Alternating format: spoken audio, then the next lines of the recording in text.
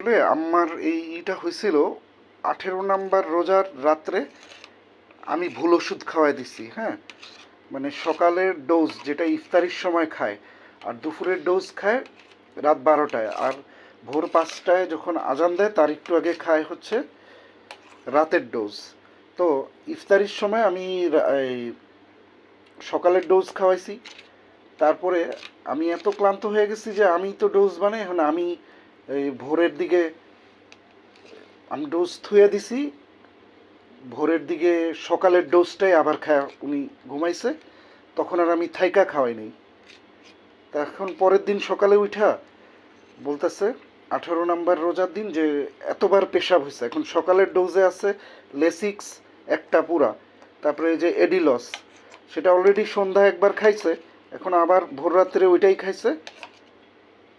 এটার জন্য এতবার পেশাব হয়েছে, এক্সট্রা হয়েছে, হওয়াতে শরীর উইক হয়েছে এবং অনেক কিছুর কারণে জ্বর উঠে গেছে। তারপরে 18 নাম্বার রোজা পুরাটা রাখছে যে এতবার পেশাব পায়খানা পেশাব টেশাব কইরা। 19 নাম্বার রোজা গতকাল রাত্রে সেরি খাবে 19 নাম্বার রোজা, তখন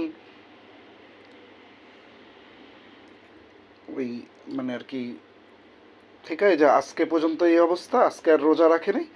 তো ওই যে নাপা ওয়ান খায়া পুরাপুরি সুস্থ হয়ে গেছে আলহামদুলিল্লাহ।